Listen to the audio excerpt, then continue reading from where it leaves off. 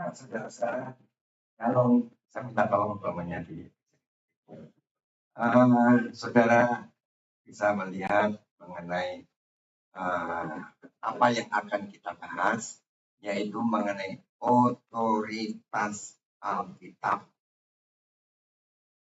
Saudara-saudara, Alkitab itu saudara bisa lihat di sini.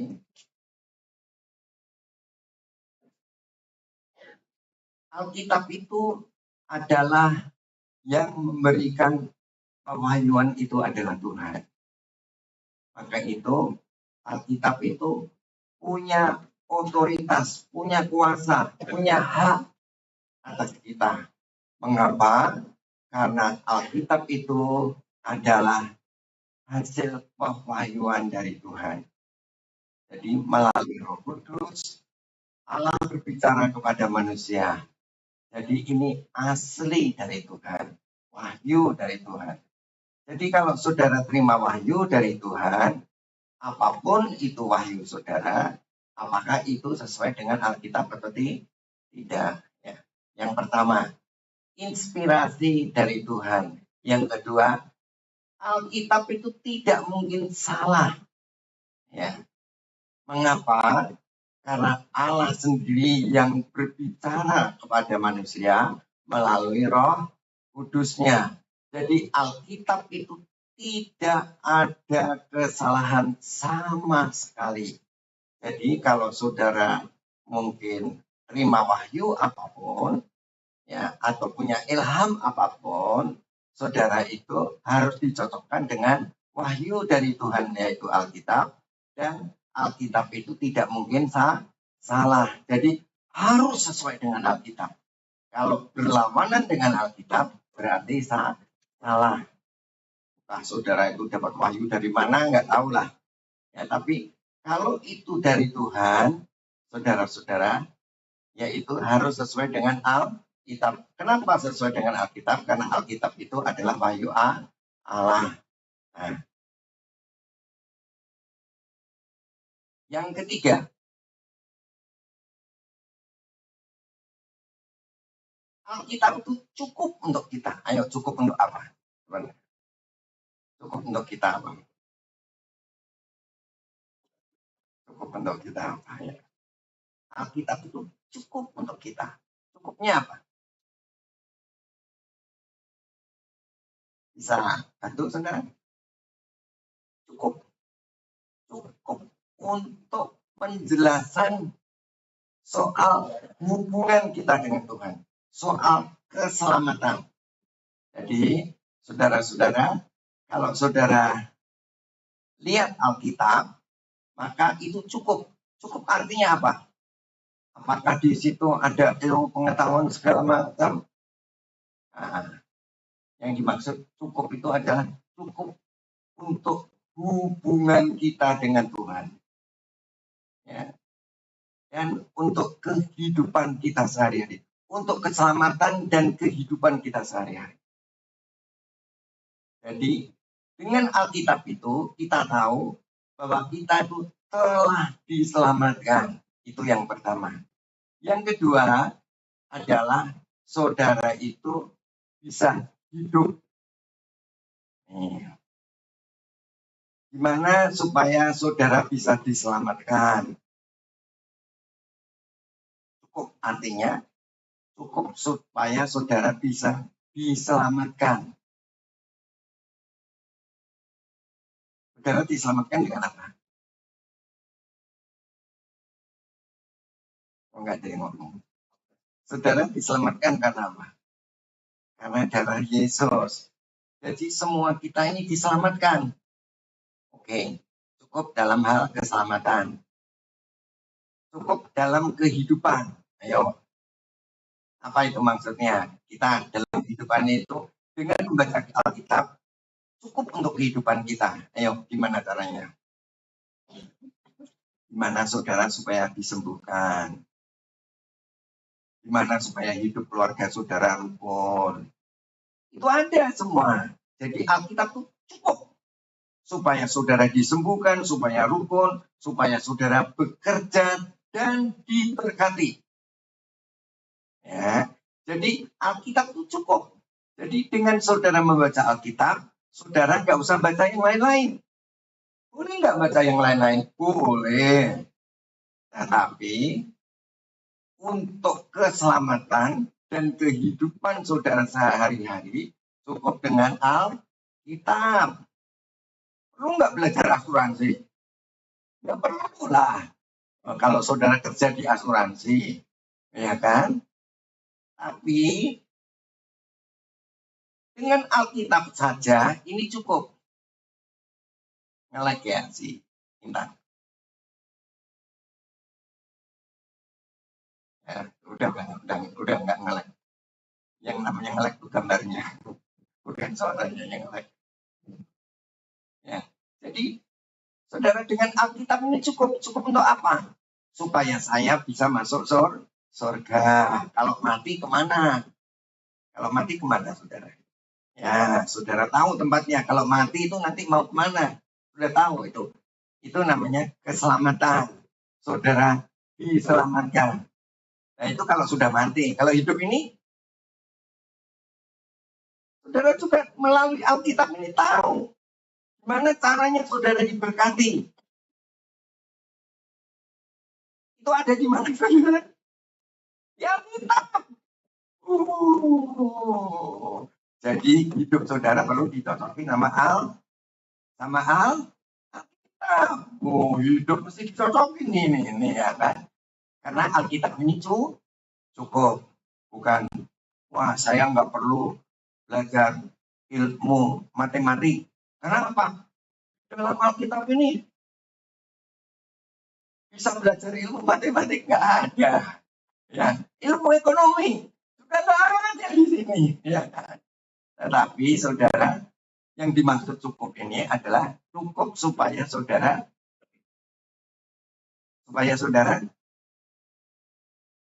diselamatkan.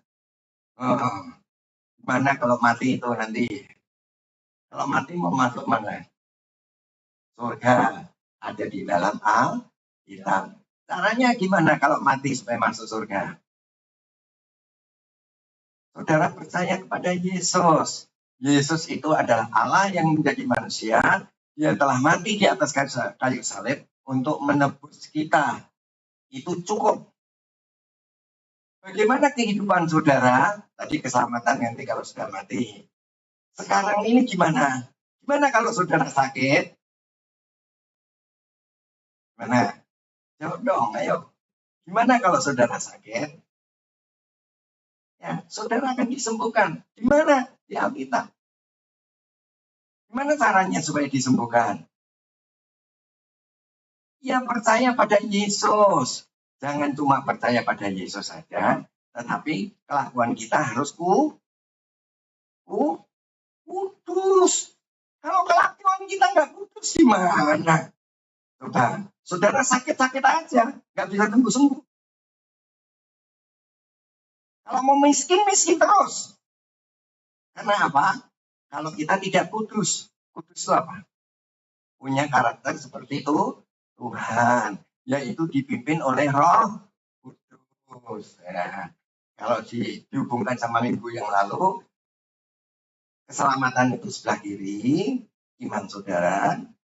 Kalau sebelah kanan itu adalah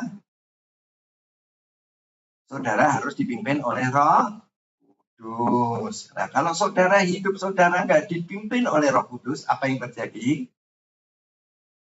Kalau hidup saudara nggak dipimpin sama Roh Kudus, apa yang terjadi?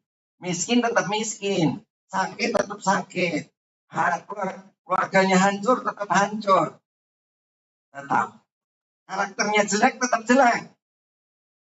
Tapi kalau saudara itu dipimpin oleh Roh Kudus, saudara itu kudus setelah diselamatkan, kemudian saudara dipimpin Roh Kudus, kemudian saudara kudus, maka saudara itu akan berhasil dari setiap apa yang saudara kerjakan. Jadi sebelah kiri itu gratis. Sebelah kanan itu ada harga yang harus dibayar. Sebelah kiri gratisnya apa? Saudara masuk surga itu cukup percaya. Percaya saja, percaya saja. Tapi untuk saudara jadi sembuh perlu harga yang dibayar. Enak aja. Ya kan, pengen diberkati, tidur aja terus. Saudara perlu nurut sama Roh Kudus. Ya, jadi saudara ingat, jangan cuma diselamatkan, tetapi saudara harus sampai hidup kudus, hidup dipimpin Roh Kudus. Ya, ada itu ceritanya. Wah, saya pengen diberkati, tapi saudara enak-enakan, nggak bisa. Itu kalau keselamatan, ya betul. Saudara diselamatkan.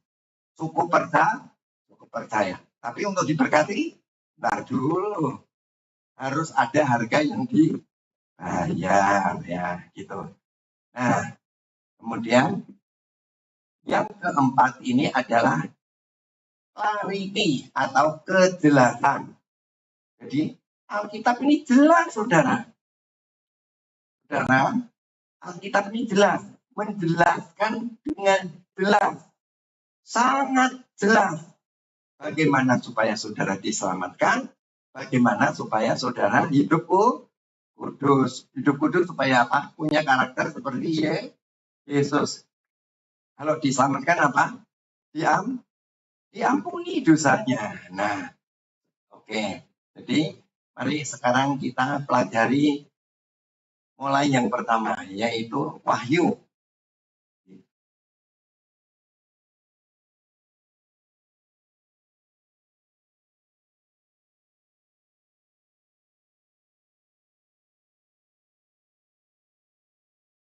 Jadi Alkitab ini memberikan fondasi yang kuat, kokoh untuk memahami mengapa dan bagaimana Alkitab berfungsi sebagai otoritas tertinggi.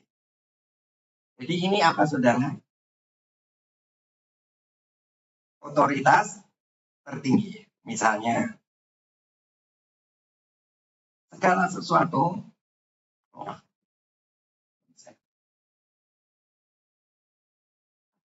jadi saudara, segala sesuatu di dalam percaya saudara, sampai saudara itu bisa hidup kudus, harus dicocokkan dengan Alkitab. Jadi iman sama praktek harus dicocokkan sama Alkitab. Jadi Alkitab adalah otoritas tertinggi dalam percaya kita dan dalam praktek kehidupan sehari-hari. Contohnya, saya percaya kepada Tuhan. Saya diselamatkan. Nah, udah diselamatkan, hidupnya nggak karu-karuan. Ya. Saya sudah diselamatkan. Si Intan itu nggak, Intan. Nah, itu. Nah, ini. Kamu lihat itu apa? Komputer aja, supaya kamu tahu itu nge-like atau nggak nge-like. Intan. Iya. Jangan nunduk.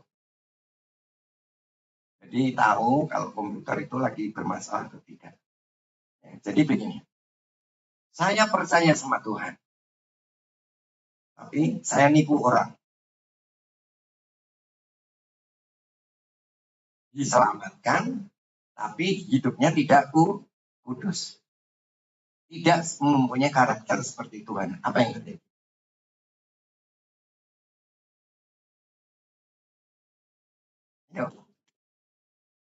Apa yang terjadi? Saya percaya Yesus, dosaku diampuni. Tapi aku tipu terus. Apa yang? Kalau saudara sakit aja. Kalau saudara terima kesulitan, akan terima kesulitan aja. Kalau rumah tangga saudara hancur aja. Gimana caranya supaya Tuhan tolong saudara? Ayo. Gimana caranya supaya Tuhan tolong saudara? Setelah saudara percaya diselamatkan, hidup saudara harus dipimpin oleh Roh Kudus. Ya. Jadi jangan saudara tidak ada harga yang dibayar. Misalnya, saya sudah diselamatkan Tuhan, itu roh saya. Bagaimana kehidupan sehari-hari saya? Kehidupan sehari-hari saya harus bayar harga. Apa harga yang harus dibayar? Kalau kerja nggak boleh telat, ya kan? Yang kedua, kalau kerja itu harus belajar. Jangan kerja, asal kerja aja. Tapi pengetahuannya nggak nambah. Pengetahuannya akan nambah. Ya, itu namanya saudara hidup kudus. Hidup dipimpin oleh Roh Kudus. Ya, jadi kita itu harus bukan saja dengan iman, tapi harus dengan perbuatan. Ya, inilah yang namanya disebut sebagai Alkitab itu sebagai punya otoritas yang pertama. Jadi sekarang saudara lihat berikutnya. Ya, kenapa harus begitu? Karena Alkitab itu memberikan inspirasi.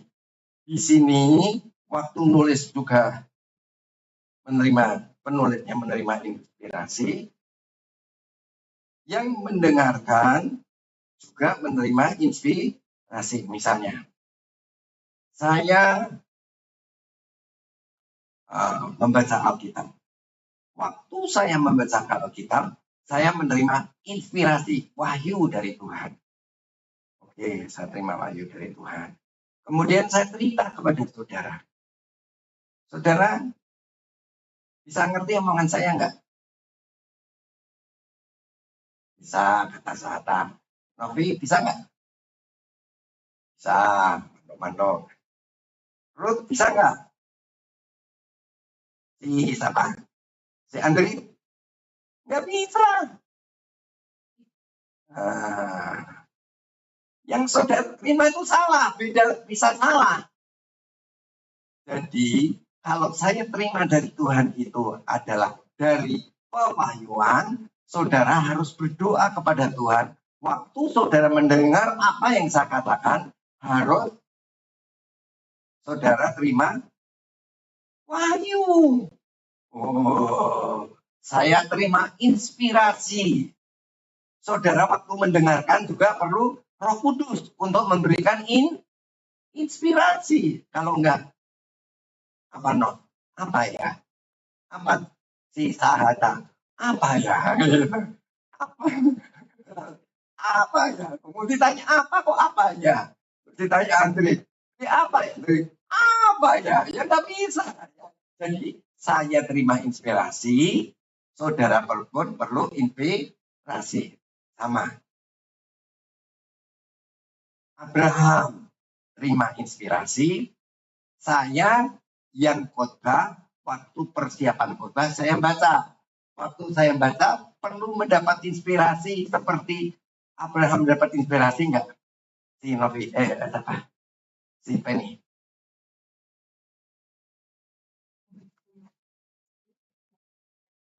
Ya, jadi Alkitab ditulis itu dengan inspirasi dari Tuhan enggak? Ya, jadi kalau saya mau khotbah, saya mau nyiapkan, saya mau ceritakan kepada saudara, saya perlu inspirasi enggak? Iya, jadi terus kemudian saudara yang mendengarkan khotbah saya, saudara perlu inspirasi enggak? Dari mana inspirasinya? Dari Roh Kudus. Jadi, saudara kalau diam gini, duduk begini, sambil bilang sama Tuhan, Roh Kudus, Tuhan Roh Kudus, tolong saya, berikan saya pewahyuan seperti yang diberikan kepada Om Joas. Om Joas seperti yang diberikan kepada mana yang saya baca ini, ya kan? Misalnya Abraham, seperti Abraham menerima inspirasi yang sama oleh Roh Kudus itu ada pada Om Yoas, dan inspirasi yang sama pada Om Yoas itu ada pada saudara. Jadi kita nggak boleh ngandalkan otak. Ya, Tuhan itu tidak perlu orang pintar. Tuhan tidak perlu orang yang punya jabatan. Tuhan tidak perlu orang yang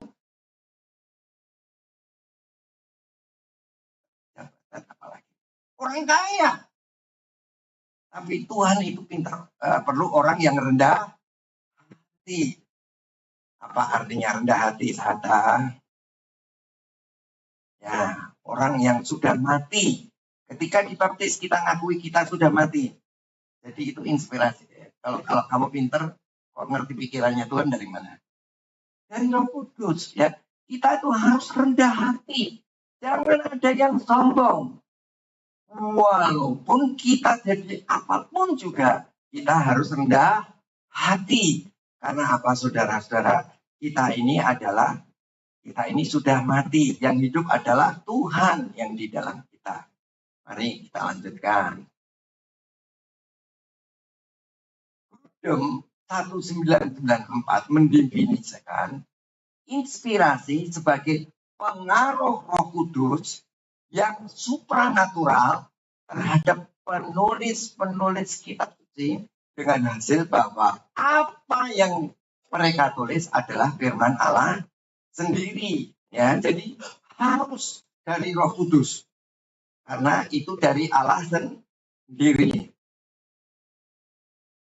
Nah,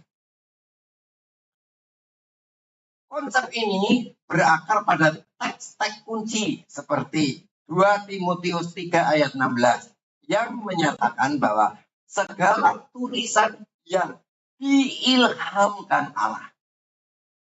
Diilhamkan Allah itu secara harafiah dikatakan dihembuskan oleh Allah.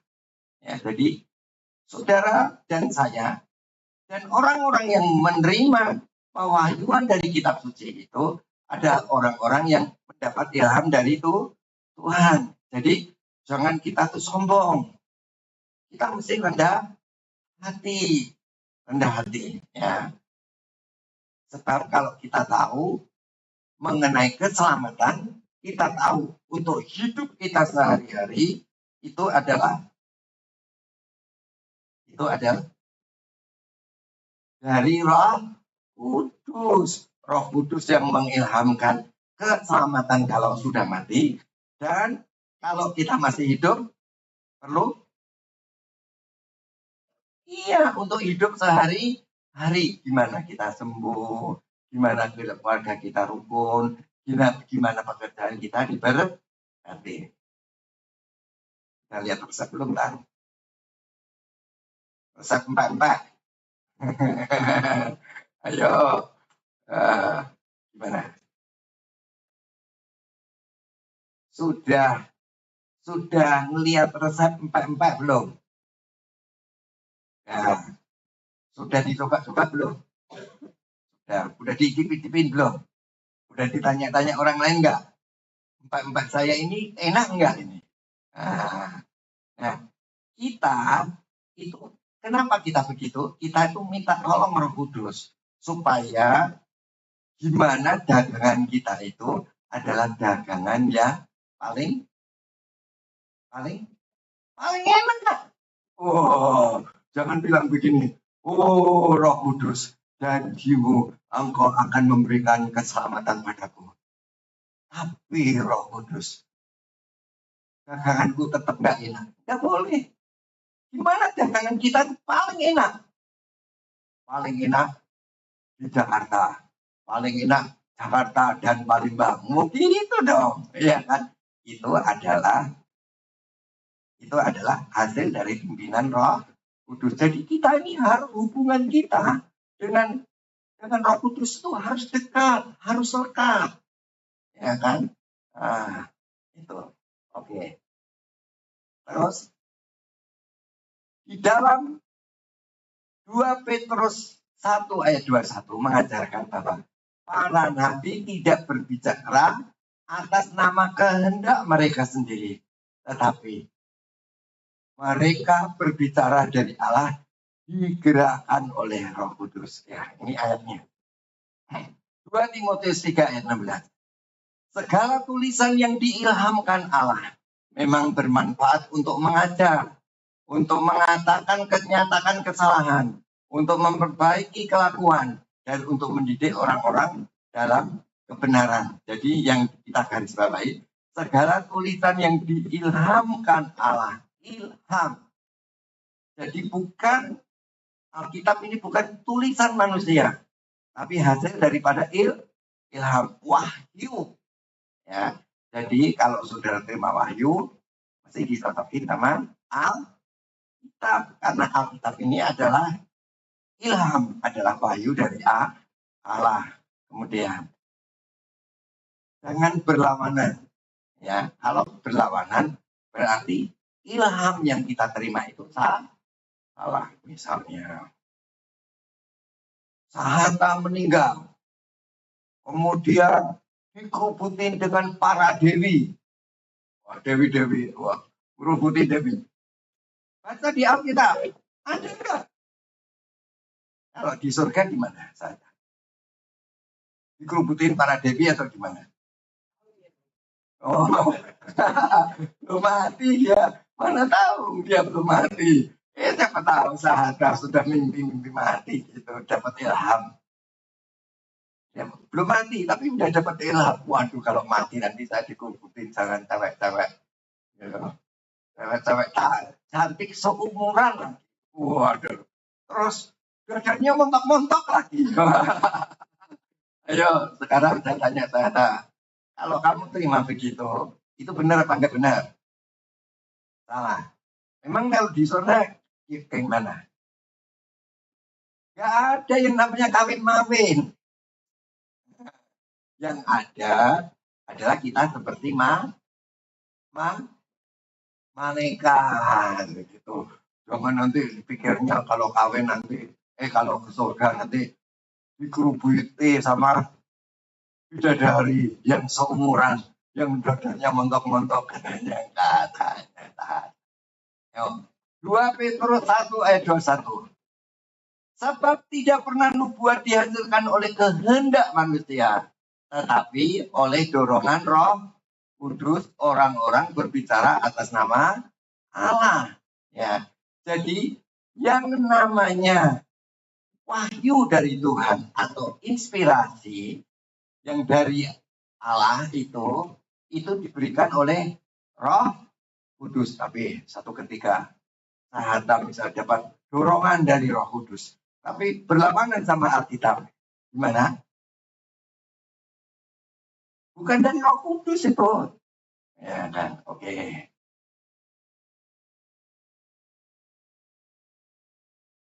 Inspirasi. Penting untuk memahami bahwa inspirasi tidak mengabaikan personalitas, latar belakang, gaya penulisan, dan konteks histori penulis manusia tadi. Contohnya apa? Paulus kurang pintar. Tulisannya, lihat tulisannya dia terima ilham dari Tuhan, dia nulis. Tulisannya gimana teman? Apa?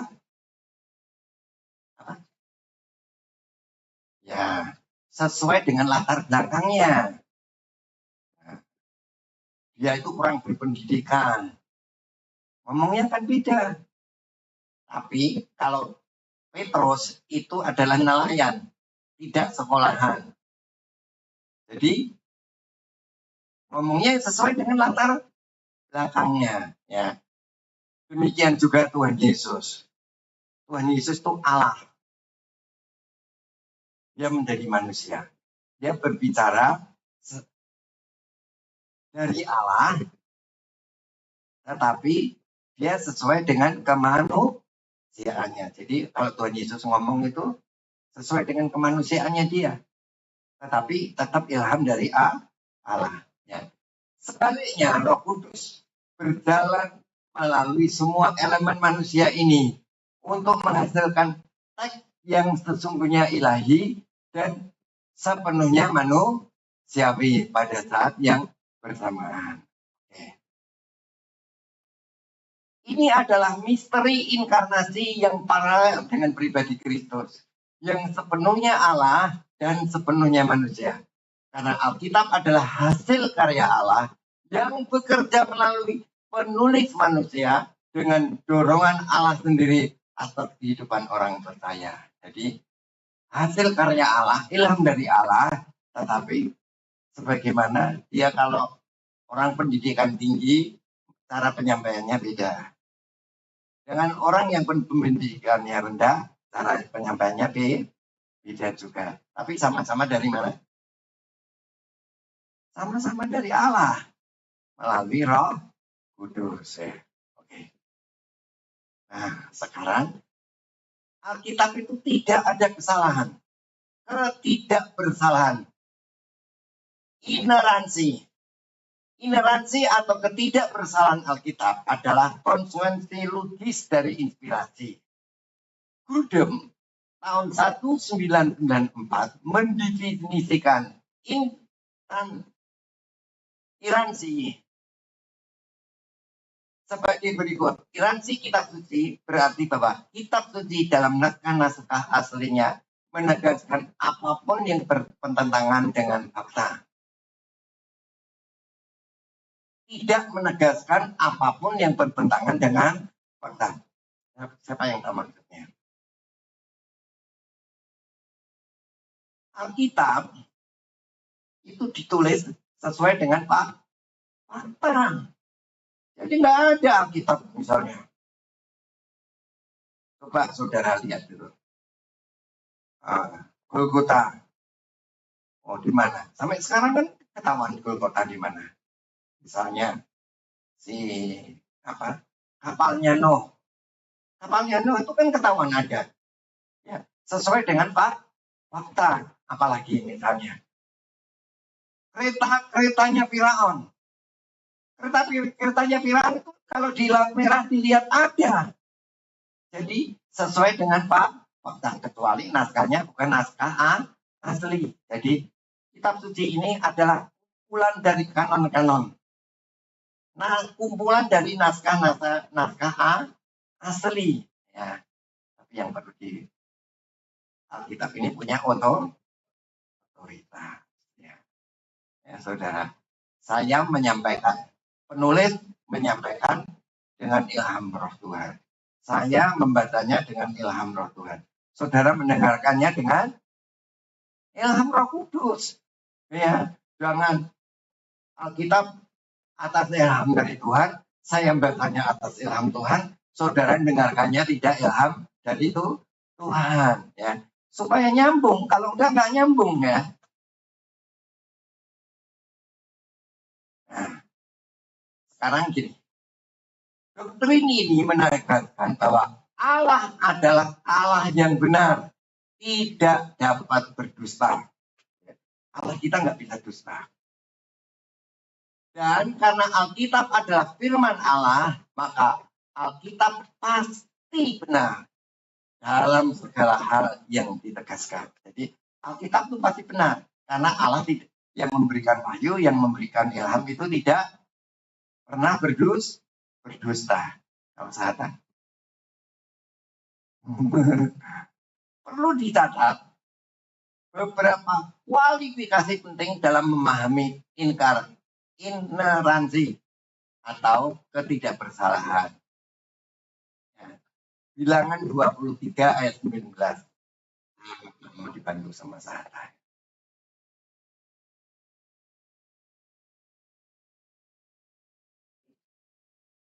Allah bukanlah manusia sehingga ia berdusta. Bukan anak manusia sehingga ia menyesat. Masakan ia berfirman dan tidak melakukannya, atau berbicara dan tidak menepatinya? Yang ditekankan apa, saudara? Allah itu tidak pernah berdusta. Jadi kalau dia memberikan ilham kepada orang-orang yang menulis Alkitab, dia nggak pernah dusta. Dan kalau saya baca Alkitab dengan ilham Roh Kudus yang sama juga tidak berdusta. Kalau saudara mendengarkan firman Allah atas ilham Roh Kudus, juga Roh Kudus tidak akan berdusta. Jadi maksudnya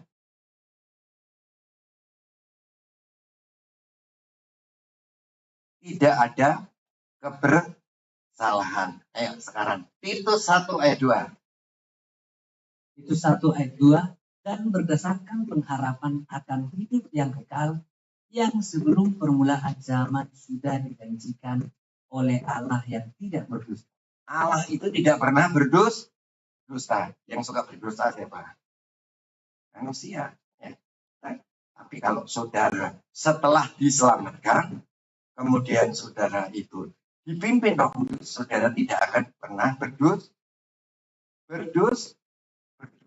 Ya. Jadi saudara setelah diselamatkan, setelah percaya, saudara harus dituntun oleh Roh Kudus supaya saudara tidak berdusta.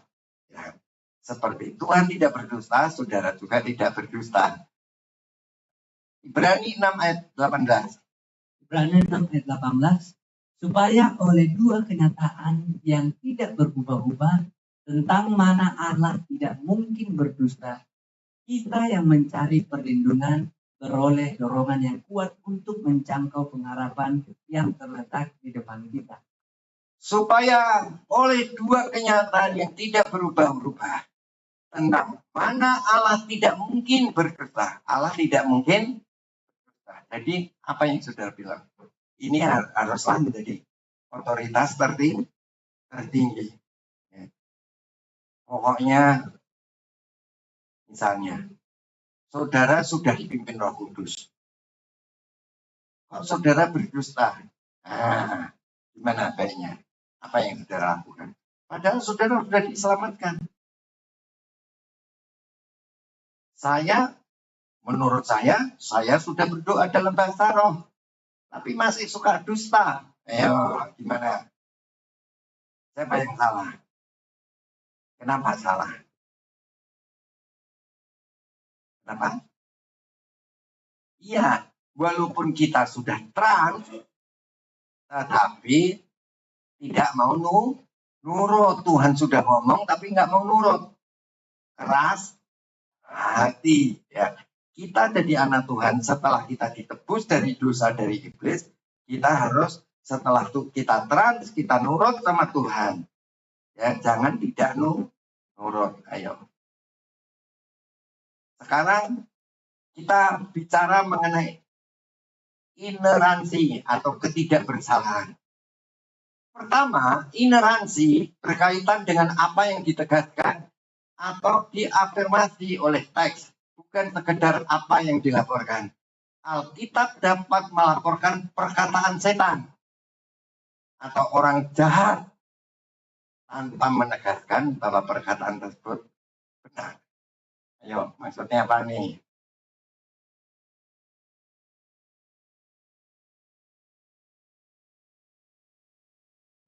Bisa nangkep nggak, sudah? Coba dilirik. Ngerti nggak, sudah? Kalau saudara baca Alkitab, kalau tidak dikatakan oleh Alkitab bahwa apa yang dikatakan setan atau apa yang dikatakan orang jahat itu benar, berarti itu salah. Misalnya, contohnya apa? Contohnya Simon si tukang sihir. Dari mana itu? Ayo, Simon si tukang sihir dari mana? Ayo. Dari kota? Ayo, guru sekolah minggu. Hah?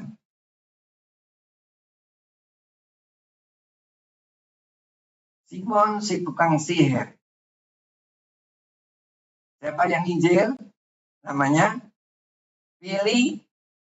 Filipus. Guru. Iya kan? Simon si tukang sihir itu yang menyesatkan kota Filipi.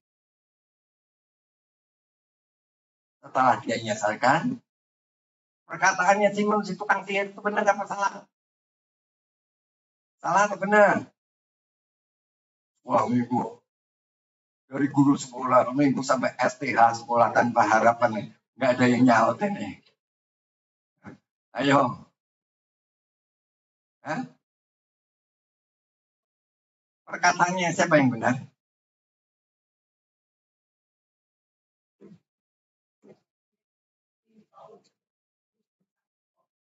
Kok Paulus? Filipus. Coba buka kitabnya.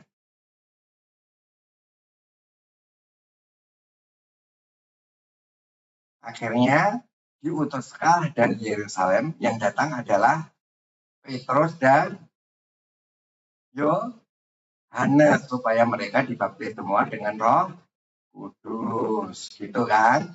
Oke ya, jadi kalau Alkitab itu tidak mengajarkan, itu benar. Perkataan setan atau orang jahat itu benar. Ya, berarti Alkitab itu tidak bisa dinyatakan salah. Ya, sampai di sini paham ya. Sekarang, ketidakbersalahan yang kedua berkaitan dengan naskah-naskah asli. Meskipun studi kritik tekstual menunjukkan bahwa naskah-naskah yang kita miliki sangat dapat diandalkan, tetapi kalau terjadi perbedaan-perbedaan yang ada tidak mempengaruhi doktrin utama.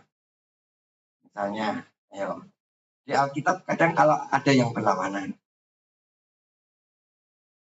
yang saudara periksa, apakah itu ada berlawanan dengan doktrin utama? Contohnya, Allah Bapa, Allah Anak, Allah Roh Kudus. Ya kan? Mungkin kalau saudara dengar sekarang, Allah itu cuma satu, Allah itu dua, Allah itu tiga. Yang benar yang mana? Tiga. Ya dia biar jadi orang Kristen, ya kan? Tetapi kita nggak perlu nurut dia. Yang penting tidak berlawanan, ya kan? Allah itu adalah Allah Tritunggal. Pada mulanya Allah menciptakan langit dan bumi seperti kita, manusia seperti kita, tergambar dan serupa dengan kita, yaitu tubuh, jiwa, dan roh. Ya. Allah Bapa, Allah Anak, dan Allah Roh Kudus. Oke ya. Jadi yang penting tidak berlawanan dengan doktrin utama. Ya.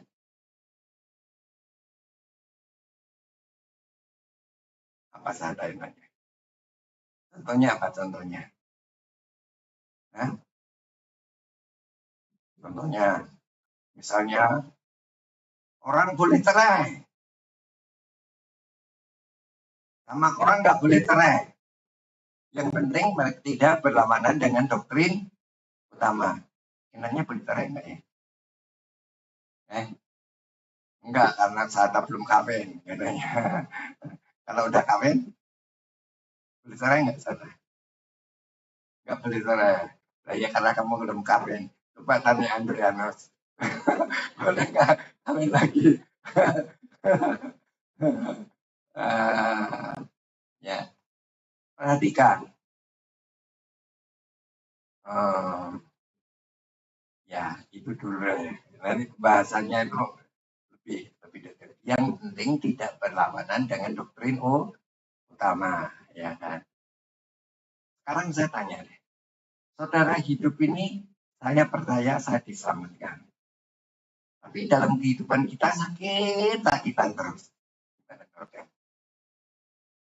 Misalnya kita ini bangkrut terus. Ayo gimana menurut Mana menurut saudara? Akhirnya nggak maju-maju terus. Ayo, gimana menurut saudara? Padahal kita sudah selamat. Aku selamatkan. Tapi tetap miskin terus. Tetap sakit terus. Apanya yang perlu diperbaiki? Siapa itu? Ini. Saya ini sudah diselamatkan nih. Terima kasih Tuhan. Saya sudah diselamatkan. Tapi mau nyekolahkan aja nggak bisa. Gimana coba? Apa yang perlu diperbaiki? Gampang-gampang aja, ngapain bahas yang susah-susah. Ayo. Dipimpin sama Roh Kudus. Orang itu ya, yang penting itu setelah diselamatkan harus dipimpin Roh Kudus supaya kita itu sesuai dengan Alkitab. Alkitab bilang apa? Anak Tuhan itu terus naik menjadi kepala. Oh, jadi ekor terus itu. Ini apanya ini yang salah? Apakah Alkitabnya yang salah atau saya yang tidak mau dipimpin oleh Roh Kudus? Apanya? Ini perlu jelas ini. Kita ke gereja ngapain, coba? Kita ke gereja itu supaya kita menjadi kepala. Bukan menjadi ekor. Karena Tuhan tetapkan kita menjadi kepala. Bukan menjadi ekor.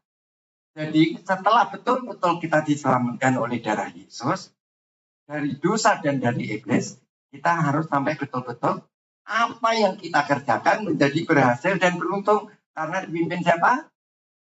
Dipimpin Roh Kudus. Jadi kalau misalnya kita nih udah jadi anak Tuhan, sakit-sakitan, gimana coba? Sudah jadi anak Tuhan tapi sakit-sakitan. Apa yang perlu dikoreksi? Wah, kali ya Alkitabnya yang salah ya. Atau gimana? Ayo, silakan.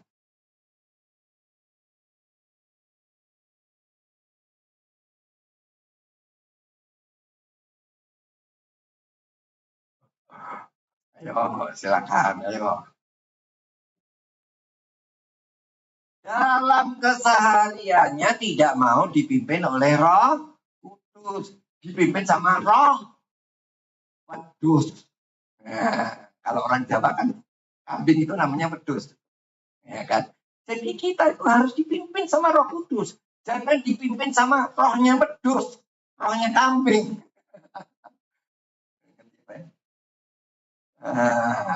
Jadi kita harus bertobat. Bertobat itu apa? Artinya percaya pada Yesus. Tapi percaya pada Yesus diselamatkan ini harus dibuktikan dengan praktek. Prakteknya apa? Prakteknya apa, Novi? Prakteknya apa? Aku balik ke ini nih, ke belakangnya Noviana. Prakteknya apa, Intan? Intan. Nih, anak Tuhan itu diberkati. Aku diberkati sepanjang hidupku diberkati. Tapi kalau belum diberkati gimana?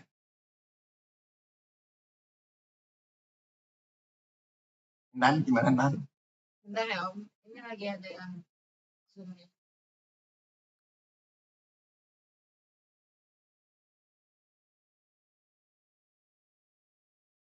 Gak apa-apa gini loh, enggak ngelag gini. Bukan Zoom-nya, nggak ada suara.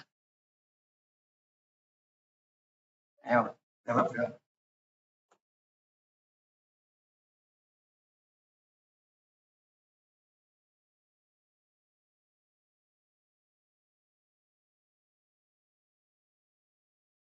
Misalnya saya ini di mimbar nih, ya saya khotbah, tapi saya sakit-sakitan.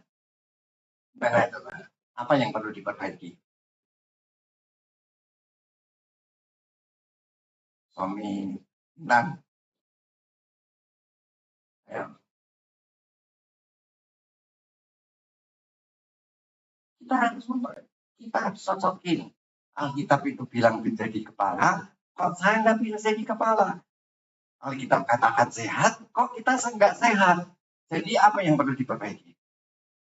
Berarti bukan Alkitabnya yang salah, tapi hidupku yang salah. Ya, ngerti ya? Ya, ngerti ya saudara ya? Ya, sekarang yang terakhir saya pikir ketiga aja. Nah, ketidakbersalaan mengenai yang ketiga. Yang pertama apa tadi?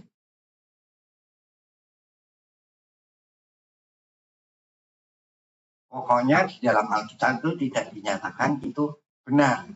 Berarti tidak bisa dikatakan Alkitab itu salah. Yang kedua apa? Yang penting tidak berlawanan dengan doktrin utama. Yang ketiga adalah kalau saudara punya, jadi misalnya gini,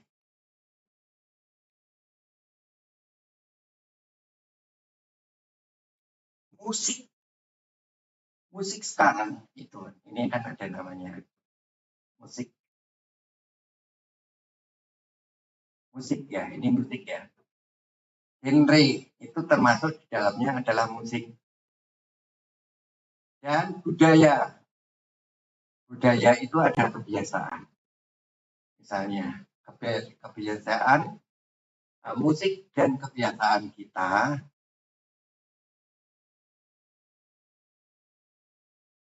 yang modern sekarang kok berbeda sama yang di Alkitab. Itu berarti Alkitab yang salah atau siapa yang salah? Apanya kitanya yang salah? Misalnya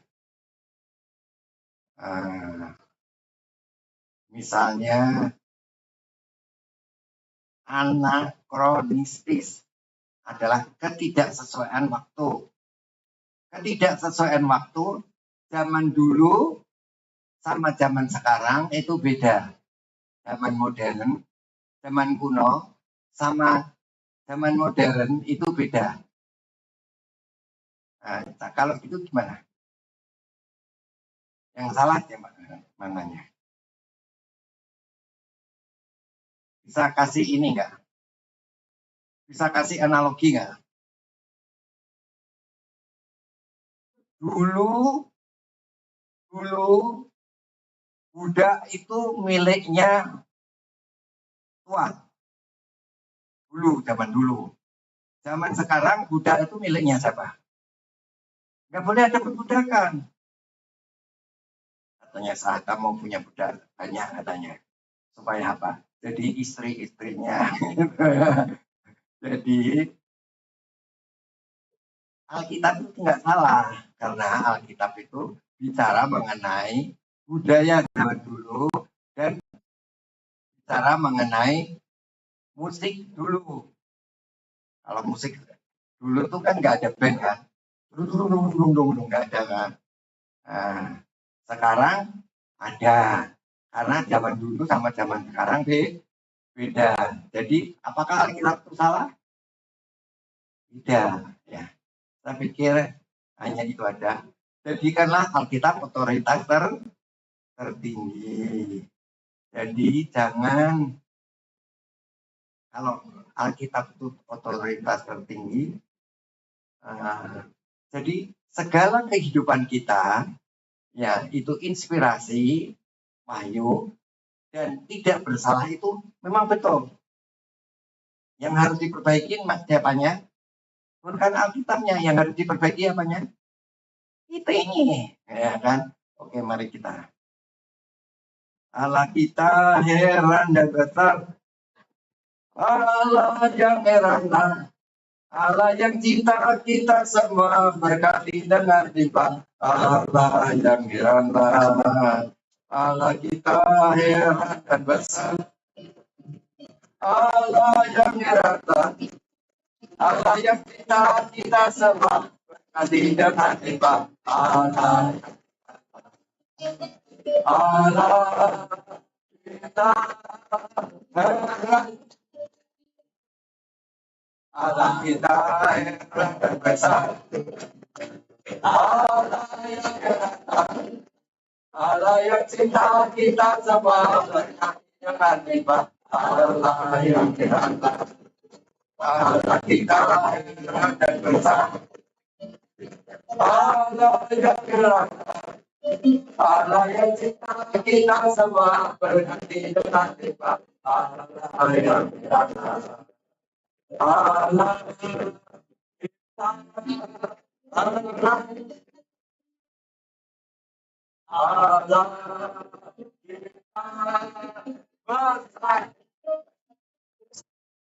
Allah kita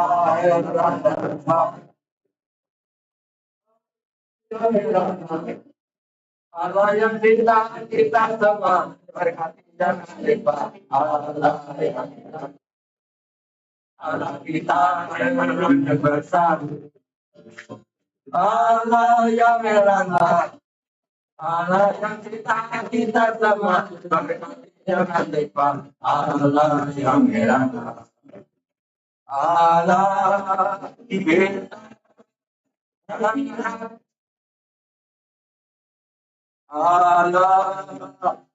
Allah besar. Saudara-saudara, kita semua sudah diselamatkan. Kalau mati, kita masuk surga. Tetapi kan kita nggak langsung mati. Kita masih hidup di dunia ini. Saudara dan saya harus bertanggung jawab. Harus bayar harga. Apa yang saudara bayar? Apakah hidup saudara sesuai dengan Alkitab?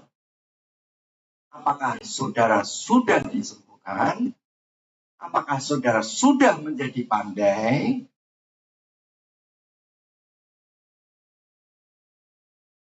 Apakah saudara sudah diberkati? Ayo terus perjuangkan bersama Roh Kudus. Yang salah bukan Alkitabnya. Yang salah adalah kitanya. Kita nyanyikan Allah kita heran dan besar. Kemudian kita semua berdoa dalam bahasa roh.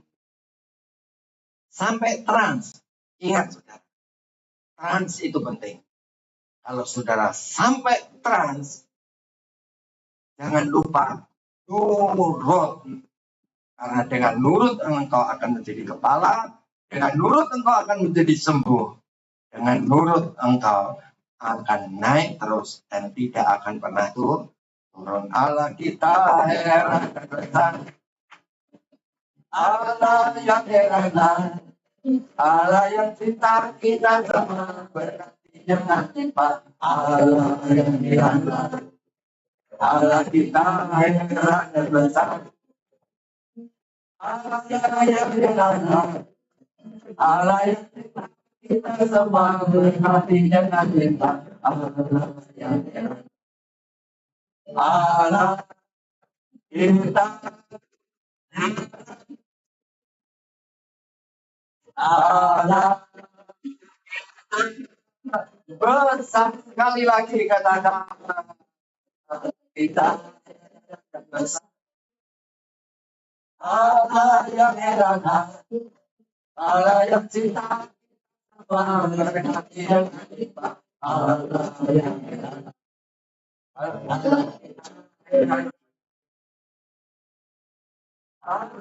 yang heran, Allah yang cinta kita semua.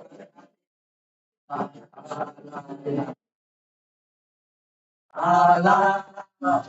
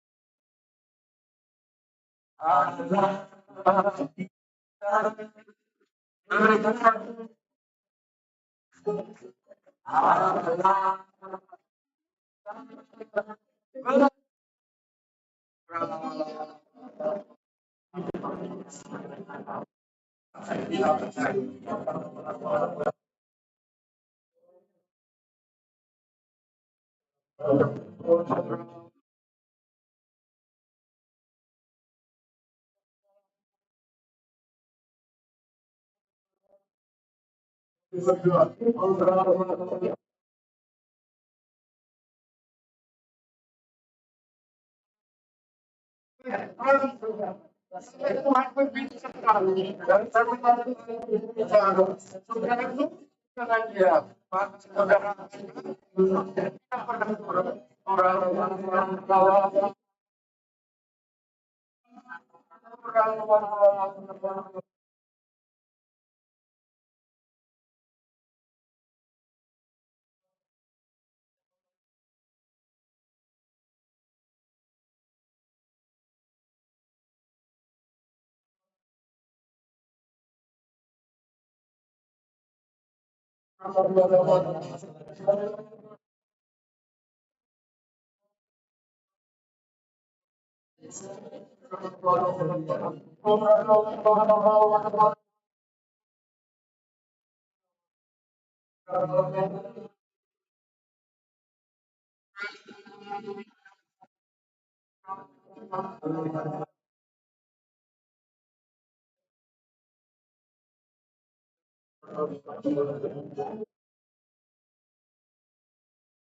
anak-anakku, engkau telah dengar apa yang aku katakan. Rencanaku setelah menyelamatkan engkau adalah menjadikan engkau berhasil dan beruntung dari setiap apa yang engkau kerjakan. Kalau engkau menurut dengan Rohku, dan kalau engkau bertemu dengan aku kemudian, aku akan memberikan mahkota kepadamu. Harga yang engkau bayar, perjuanganmu, akan aku nilai, akan aku hargai.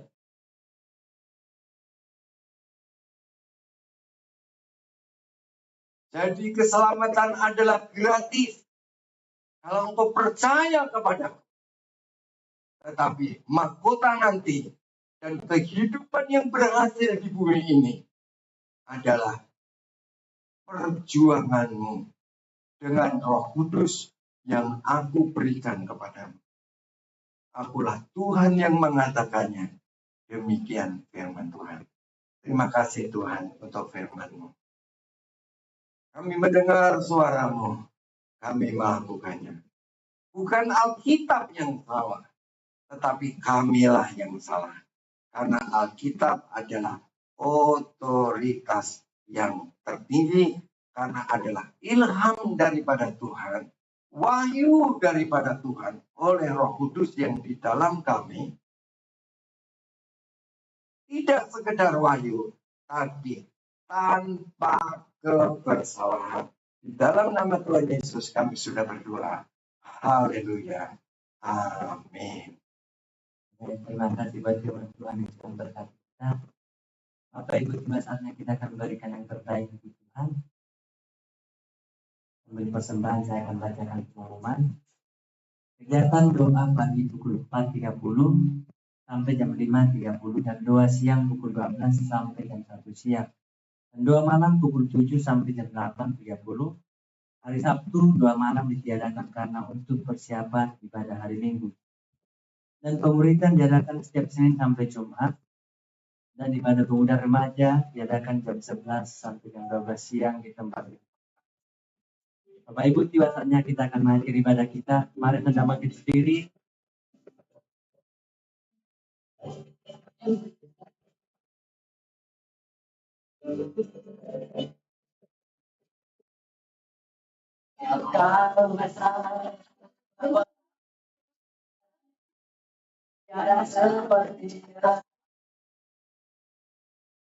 Tiada seperti yang